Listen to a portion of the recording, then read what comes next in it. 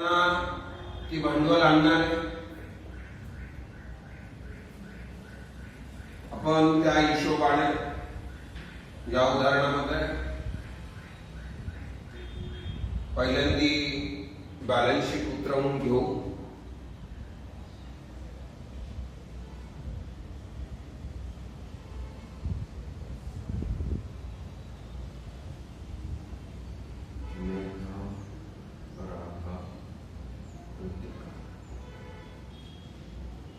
संघ पहिलं sundry creditors व्यापारी देणार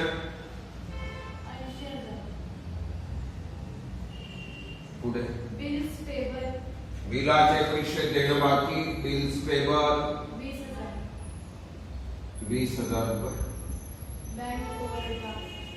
बँक ओव्हरड्राफ्ट 20,000 रुपये. Capital account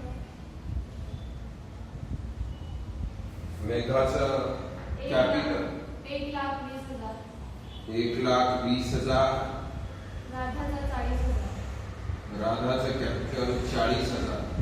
general general reserve reserve आपल्याला उदाहरणामध्ये जनरल रिझर्व दिलेला त्याचा प्रॉफिट शेअरिंग रेशो 3 आणि 4 भाग करावे लागतील. जनरल रिझर्वचे 16,000 रुपये जनरल रिझर्व आहे. एका भागाची किंमत 4,000 रुपये. 4 त्रिक 12 आणि 4 एक 4. कॅश ऍसेट साइड एक चालू झालेली आहे. कॅश हा आयटम सगळ्यात शेवटी नेऊ. सन्ड्री डेटर्स सन्ड्री डेटर्स ज्या लोकांना आपण उधार दिलं त्या उधारीवाल्या ग्राहकांची यादी 64,000. 64,000 रुपये. स्टॉक 40,000. स्टॉक 40,000.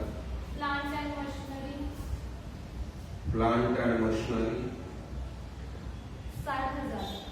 60,000 रुपये. फर्निचर 22,000. फर्निचर 22,000 रुपये.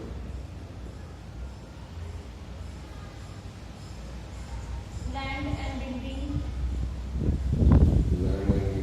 32,000.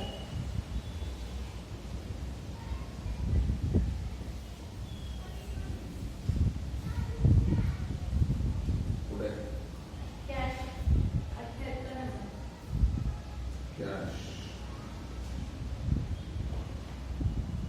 78,000. कृतिका इज टेकन ॲज 2,96,000ला तुमचं या ठिकाणी उदाहरणातलं बॅलन्स शीट टॅली आहे. आता याच्यानंतर उदाहरणाच्या खाली ऍडजस्टमेंट का कृतिका नावाची नवीन पार्टनर आपल्या पार्टनरशिप मध्ये येते.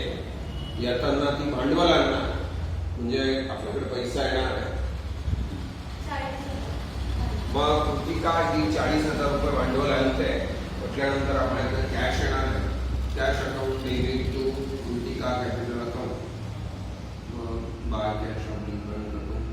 कृतिकाच्या अकाउंटमध्ये 40,000 रुपये द्या आणि कॅशमध्ये ऍड कृतिका कॅपिटल अकाउंट 40,000 रुपये. गुडविल 25,000. गुडविल 25,000 आहे. 25,000. 2,500.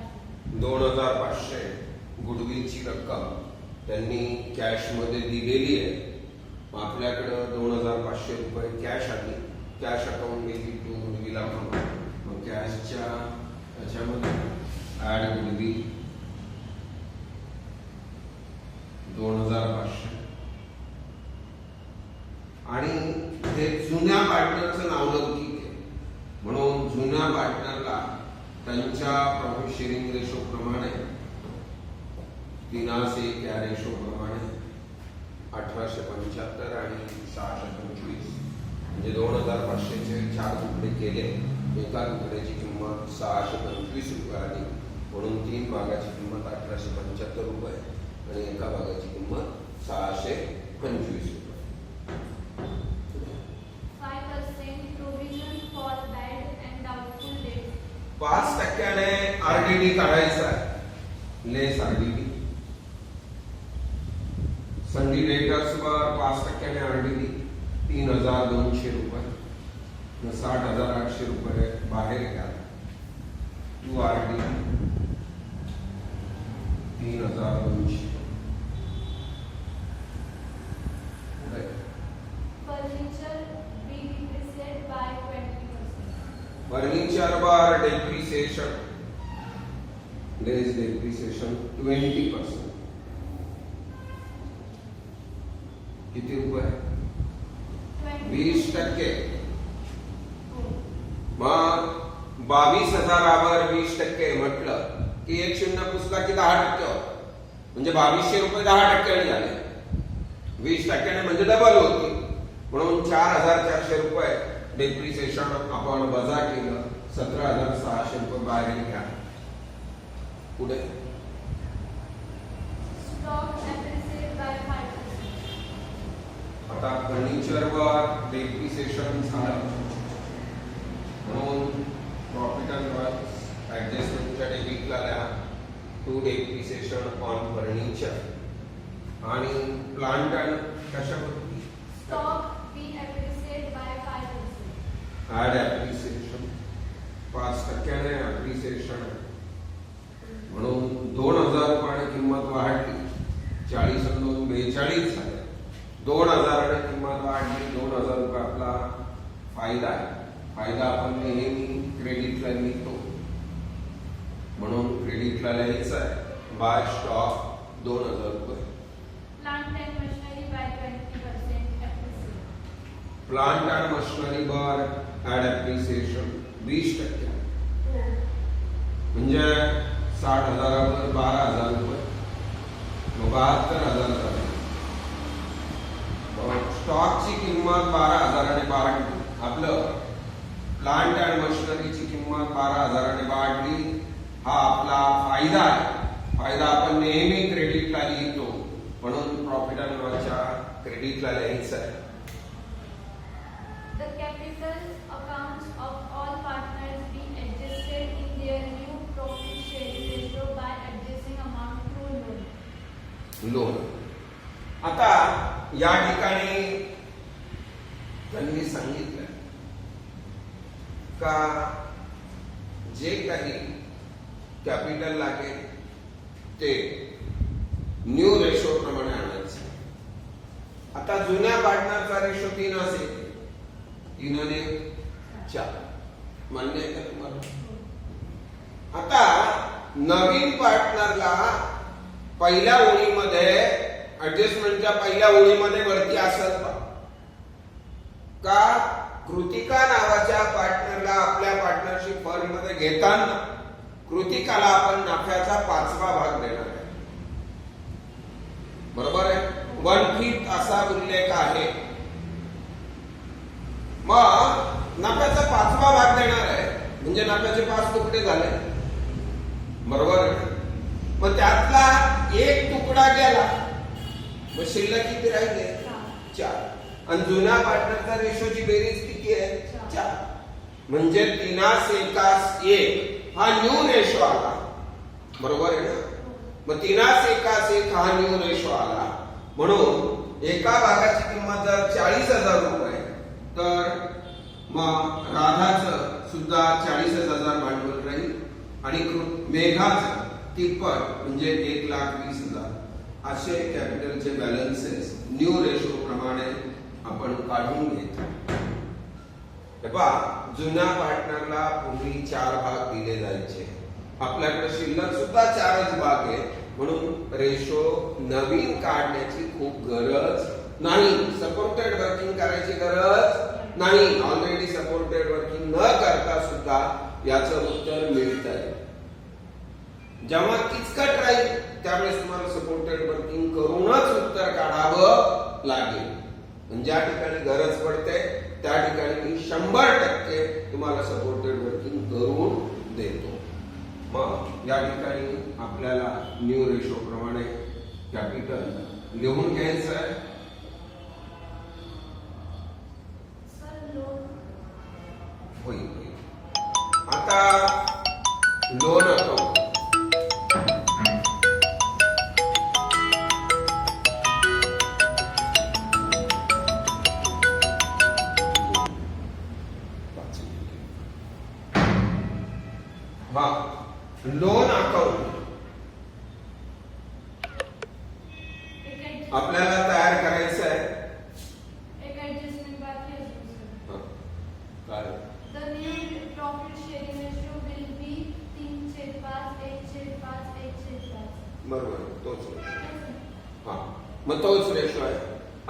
या ठिकाणी उदाहरणार्थ सगळ्या ऍडजस्टमेंट संपल्या.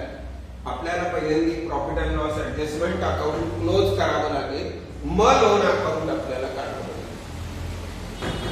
14,000तून 7,600 गेले, 6,400 to old partners capital account.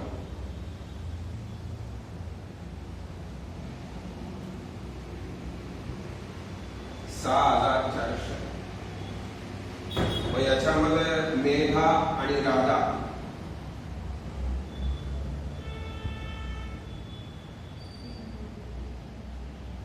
$4,800 आणि 1,600. तीनाचे एक रेशो आहे, 3ने 4 भाग, म्हणून इथे by profit and loss adjustment account 4,800 आणि 1,600.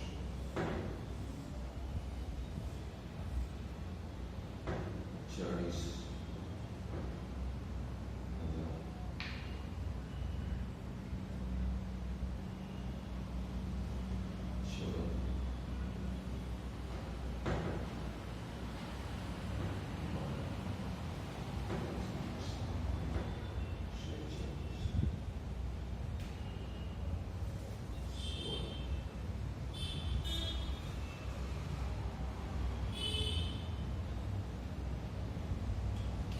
$1,38,675. याच्यातून 1,20,000 गेले आणि जो बरं केली त्याला लोन अकाउंट असं म्हणावं लागेल. मग 18,675 रुपयांची वाढवा निघाली, हे तुमचं लोन अकाउंट तयार होईल. आणि 6,225 हे पण वाढवा निघाली.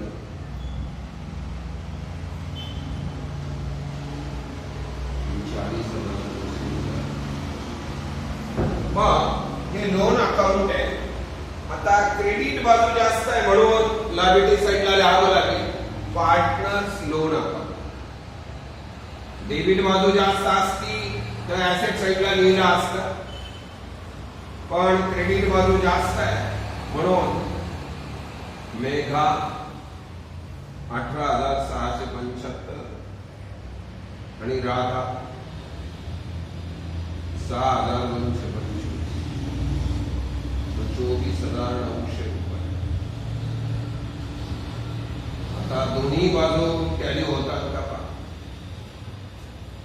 दोन्ही बाजू जर टॅली झाल्या तर समजायचं आपलं उदाहरण बरोबर. So land building's amount भरायचं. 19 हत्साला 1 आणि 2 3 आणि 2 5 आणि 7 12 आणि 2 14. 14 हत्साला 1 आणि 6 7 आणि 4 11 11 आणि 7 18 19 22 24.